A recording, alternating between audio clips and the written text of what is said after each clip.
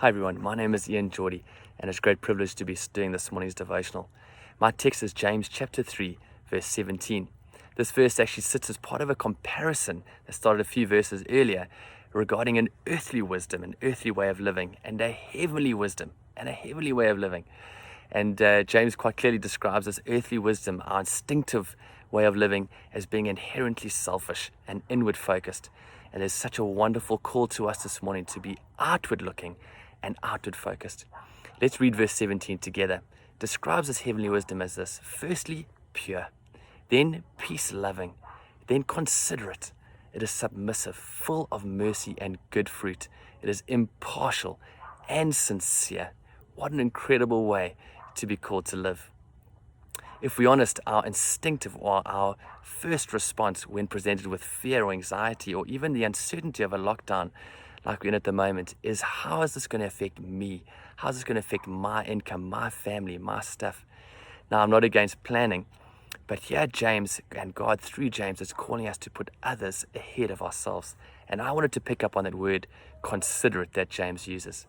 Considerate simply means to think of others, to be kind, to be sympathetic, and to be selfless.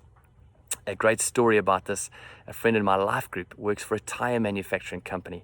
At the start of the lockdown, they had to shut down all of the operations.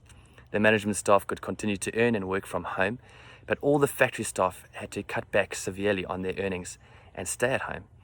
And so the management staff got together, and this friend of mine and some others found a way to keep the earning capacity of the factory staff going. And this is what they did. How incredible. They took their personal annual leave. So that's their holidays to come. They gave that away. They sacrificed that and gave that into a pool, which was then distributed towards and given to factory staff who needed additional paid leave. These factory staff were now able to use the leave that was given to them to claim paid leave and continue earning and survive during this lockdown. What an incredible story of generosity and putting others ahead of ourselves. May I encourage you this morning, as Christ followers, let us be the most considerate people in our communities. Can you imagine in South Africa if everyone was putting others and their needs ahead of our own? May I throw out this encouragement and this challenge to you. Why don't you ask God to put 3 people on your heart during the course of today? Maybe it's a family member, someone at the shop, maybe someone serving you at a garage and filling your gas tank. And why don't you bless them with a random blessing, but a blessing that you would like to receive?